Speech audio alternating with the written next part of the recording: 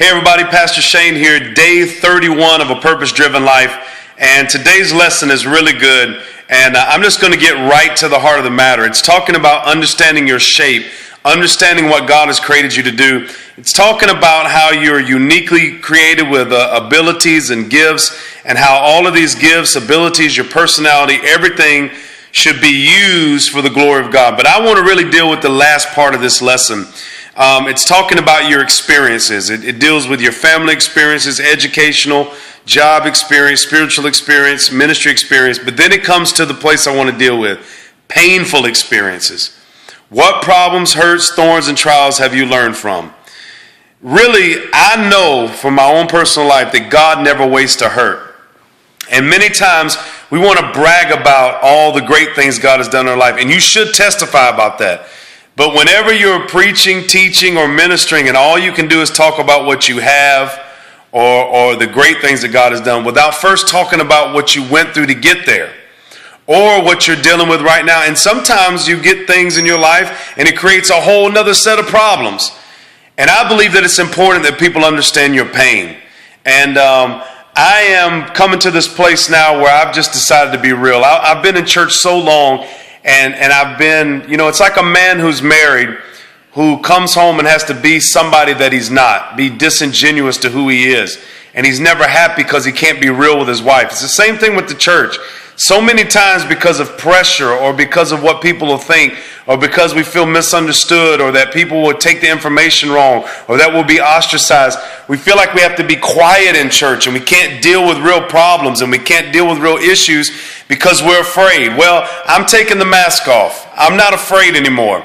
And I believe that we can help people when we're real about our experiences, when we talk about what we've been through, when we deal with struggles within our family, mental issues, physical issues, spiritual issues. It's time for us to get real, y'all. And I'm at that place where I believe that instead of just saying that, we're going to be real, but then you're never real. It's time to really deal with that. And one way to do that is to use the experiences of your past to help somebody else.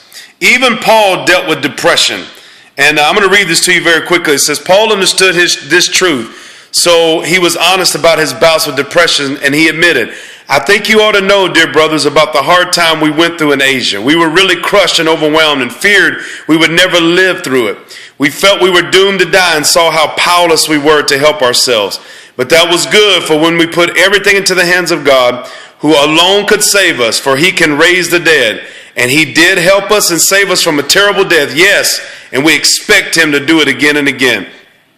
Here Paul is exposing one of the problems with preachers. Do you know how many preachers are depressed? There are a multitude of preachers who are depressed, and there's a multitude of reasons. One, because it's difficult for you to get help for your own struggles, your own problems. I've been depressed as a preacher.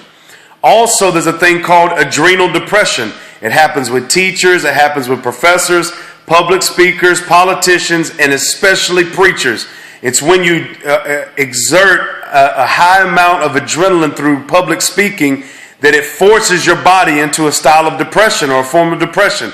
We deal with this so much and we don't know what it is. We call it being under attack when the truth is you haven't dealt with your own issues. You haven't been real about what you've been through. Paul understood, I have to deal with some mental situations. I have to deal with struggles within my own life, and I'm willing to share them with you because if the preacher has to go through it, certainly people have to go through it, as my phone rings in the back. So I want you to be encouraged today that God's going to use your gifts, your talents, and your abilities, and he's going to use them to bless your life. But above all else, he wants to use your hurt and your pain. I love you guys, and I'll talk to you again soon. God bless.